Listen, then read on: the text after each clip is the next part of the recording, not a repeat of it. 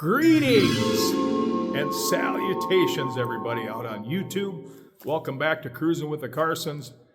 Been a little over a week since I had time to shoot a video. It's construction season back here in Minnesota, so it's game on, full speed ahead. I know you're thinking, well, if it's spring in Minnesota, why are you wearing a hoodie? Why are you wearing a beanie? Well, I'll tell you why. It was 16 degrees this morning. So in Minnesota, you get what you get, and you take what you get, so you got to roll with the punches. But anyway, I wanted to bring you a little bit of an update for us and what's going on in our life. If you followed along the channel, you would know that back in February, while we were in Arizona, we put our house up for sale, and it sold right away to the first buyer. So we are closing on April 30th. Moving trucks are coming April 29th. And we're going to have to be vacated out of our property. So the shop you see behind me, I won't be filming the videos in the shop.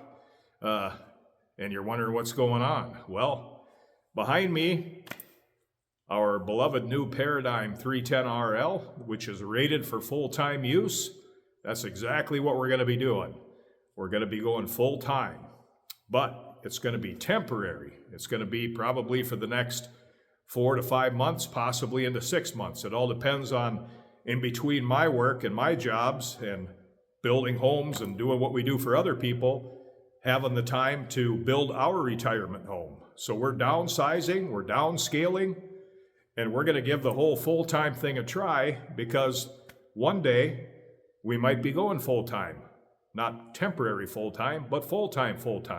So I thought what I would bring you today is, if you're thinking about selling your sticks and bricks and going full-time, what that might mean and what it might look like for you. And we're going to share what it looks like for us and the prepping that we've been doing and getting this rig ready for full-time use here in Minnesota. We're a little bit concerned because it's been so cold back here, and by about April 20th to the 24th, we're hoping to have that at our summertime rental, and the spot that we've rented up at the Hinckley, Minnesota RV resort. So we did go ahead and rented a seasonal back in February so we could lock that in, so we know that we have a place to stay. But we're kind of excited for this new adventure. I know a lot of you that watch the channel might be full-time, or maybe you're thinking about going full-time. So I'm going to show you what we've done in preparation to be ready to go full-time. So hang tight. Well, guys, we tend to travel as light as possible. So this is our main storage compartment. As you can see, I've got leveling blocks here.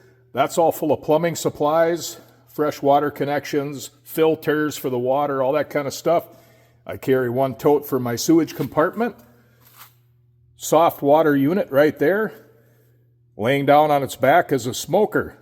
That's a must-have for me. Gotta have a smoker, because we like to smoke meat all year long. Here's our front compartments. As you can notice, I don't have anything heavy stored in these very, very front compartments. But tools, a big necessity. I carry a vast array of tools.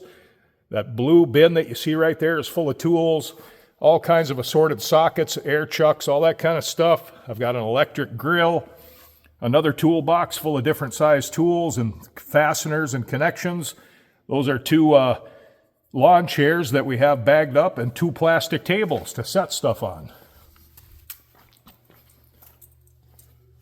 And yes, gotta have a refrigerator. Gotta keep your cold beverages where Mama can't see you step away and sneak one, even though I don't drink, but it's full of Sprite. And coming inside,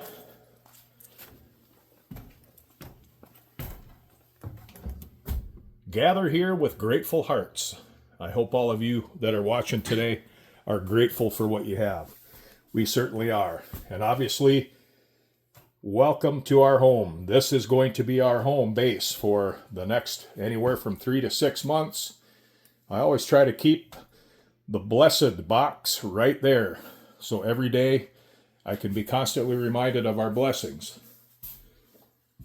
Now, as you can see right here is kind of a must-have for me. We removed that couch and I put in an office space because I'm going to need an office.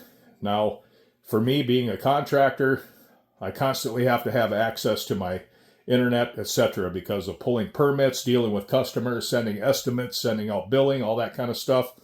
I use a wireless printer. I run that off of my hotspot from my phone. And we are literally all prepared and all moved in, except for when the day comes, our pantry's empty. That'll be full of food.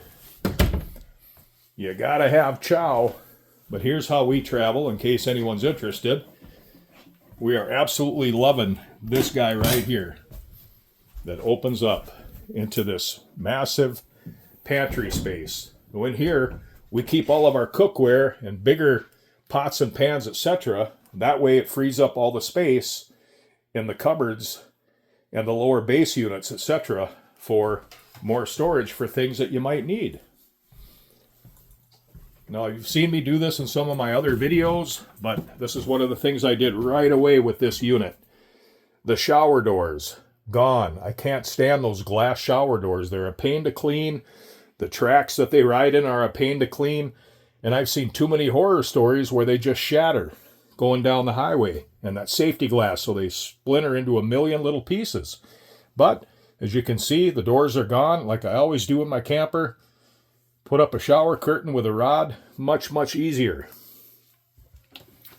And then, of course, in here, as you saw in one of the other videos, I cut the bed down to a queen. That way we have much, much more room to move around and make the bed.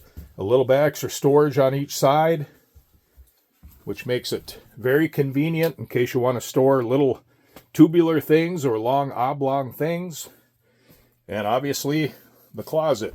Now, I'm hoping that one day summer comes because I've got all my shorts ready to go. Now, I totally understand it's going to be quite an adjustment going from this monster 40 by 70 shop to not having one. So those are things you have to keep in mind. We had to rent 3 storage units that are 10 by 20 in order to put all the things from our house into storage and from the shop into storage because I still need to conduct business. But the sticks and bricks is sold, going bye-bye. So it's going to be quite an adjustment. There's no question about that, going from 2,600 plus square feet down to a 35-foot camper. But we live in it all winter long, so we're prepared.